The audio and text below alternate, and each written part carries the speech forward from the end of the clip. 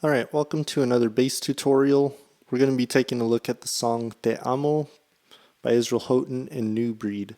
It's in the key of E flat or C minor, however you choose to look at it. For bass purposes, it's probably better to think of it in the key of C minor, since C is kind of the root note of a lot of the progressions. Okay, first I want to point out, as you probably noticed, we don't play for the entire intro and the first chorus. We don't come in until the tag end of the chorus. The progression C minor, A flat, E flat, B flat, and then it's repeated again, C minor, then it goes to an F minor, E flat, B flat. Okay, so this song, it's really important that we pay attention to rhythm. I don't think the bass ever does anything where it's just kind of free form. Everything is really specific rhythmically.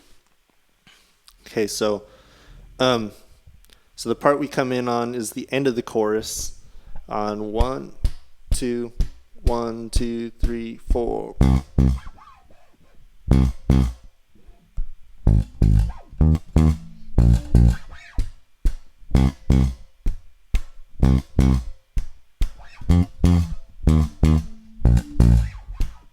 Okay, that rhythm you'll also see in the verse between they're playing a G major and a C minor. So you'll see that same rhythm. It just doesn't happen as frequently, but that same against this beat, bump, bump, bump, bump, bump, bump. Okay, so it's 1, 2, 1, 2, 3, 4.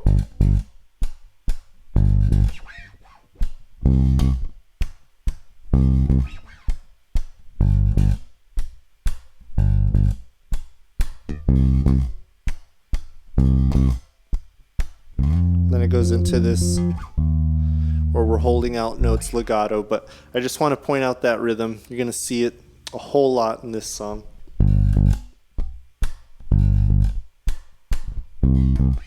Okay, and then to get a little bit more detailed, not both notes are short.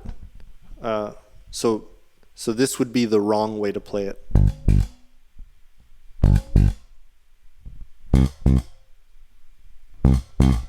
All right, you don't want it to sound that way. First note we hold out, and the first note doesn't stop until the second note is played short. So 1, 2, 1, 2, 3, 4.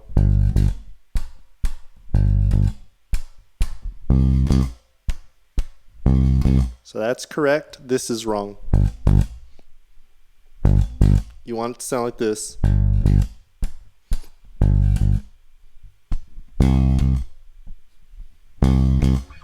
Okay. All right, and most of the song is pretty straightforward, so I don't want to go over every individual part. I think this song is easy enough that, if you watch the first part of this video and you're looking at your chord chart at the same time, you'll be able to pick up everything pretty easily. The one part I do want to kind of address, again, it's rhythm. During the chorus, so they play this progression. It's between a G and a C minor. And what the bass player is doing is playing 1 and 5 of each of those chords. And so on the G, he's playing G and a D. So the G, we're playing 3rd fret of the E string, D, we're playing 5th fret of the A string. And he's doing this sort of rhythm.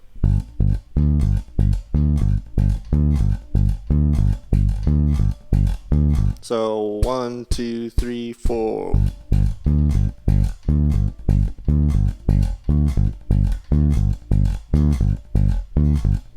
Okay, and then on the C, he's playing 1 and 5, but he's playing the 5 a perfect fourth below the C.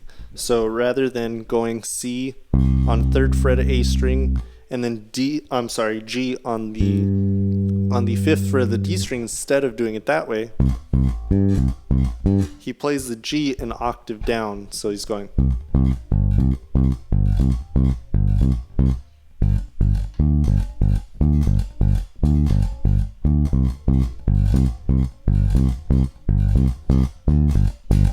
Okay, now it's pretty easy to play that rhythm, pretty easy to play those notes. The hard part is being able to switch between the chords cleanly. And probably the best way to do that is to lead each note with this D. Okay, so it comes naturally going from the G to the C minor chord because you're already playing that D kind of in between things. See? Bump, bump. C. So you play the D before you hit the C, kind of using it as a passing note, which it's already there. I mean, that's not really hard. But going the other direction, you just kind of have to think about it, anticipate where the G is coming, and use D as the passing note. Because if we're playing this rhythm and G is our 5th in the chord,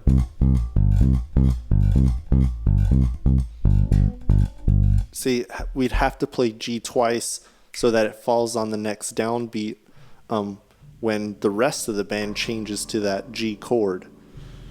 So instead, we're going to play a D as the 5th of G and then make the G land on the downbeat. So we're going like this. 1, 2, 1, 2, 3, 4.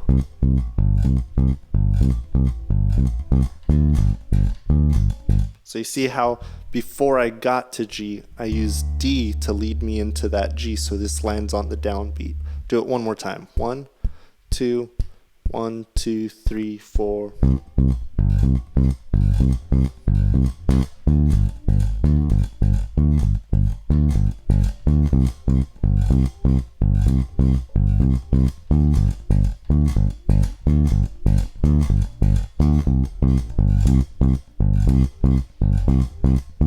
Okay, so I don't want to go over that anymore. I think I've probably over-explained it by now, but you get the gist of it. So let's move on. You'll see that rhythm. I do want to point one more thing out about that. You'll see that same rhythm and that same chord change when they're playing the bridge. So you'll see that in the bridge also. Again, just pay attention to when you're playing the C minor, when you're playing a G, and knowing to anticipate the change using D as that passing note. Okay, so then let's go to the outro. This is probably the most fun part to play, is like the last 5 seconds of the song. They start on a C.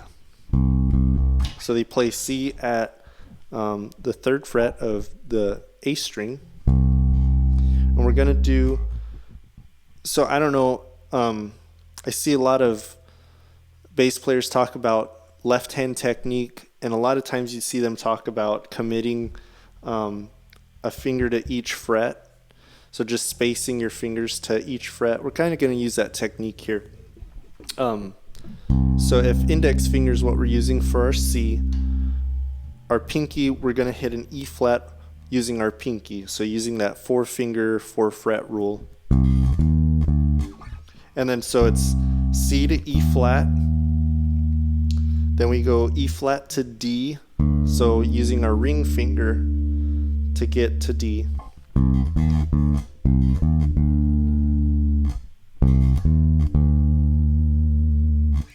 All right. So that's the first 3 notes. Next 3 notes, since we're at a D here, we need to go to the G above this D. So that's kind of the way I do it. I go here, and then I just kind of press the rest of my ring finger down, to land on that G. And we're going to go down chromatic. So G, G flat, F. So G flat is with my middle finger, and F I land with my index finger.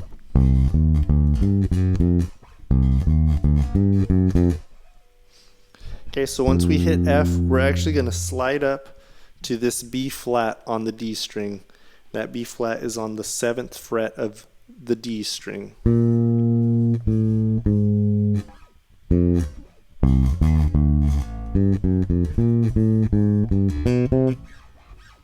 Alright, so again, first 3 notes, and we do chromatic walk down. Then we go up to 7th fret, which is B flat. And again, using that same 4-finger rule, B flat, A flat, G.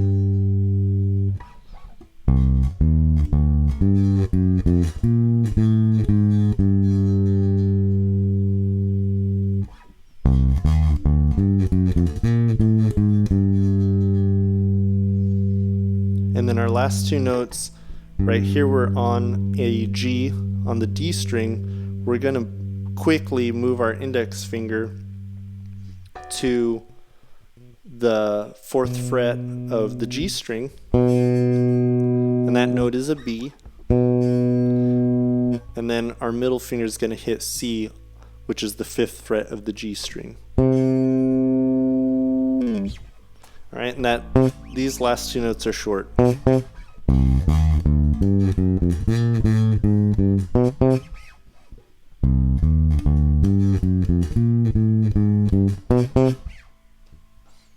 All right, one more time.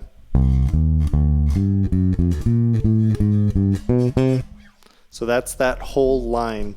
Then they do one last line, starting on an F of the D string. So that's 3rd fret, D string. And again, we're using that same 4-finger rule, so each finger is committed to a fret and spacing them 1 fret apart. So we go F,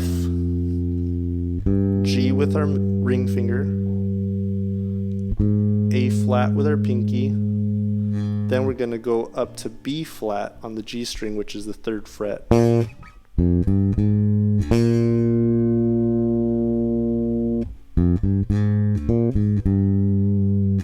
So it walks up F, G, A flat, B flat, A flat, G, and then we land on C.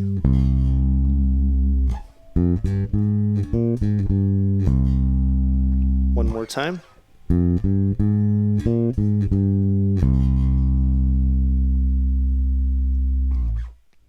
So here's what the whole outro looks like.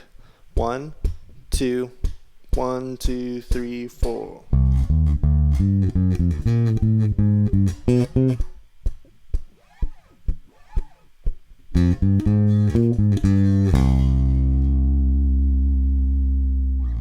All right, that's it for Te Amo. I hope this tutorial was helpful. Make sure that when you go to play this song that you are paying attention to when the bass player plays and when the bass player kind of steps away to let the rest of the band carry something out.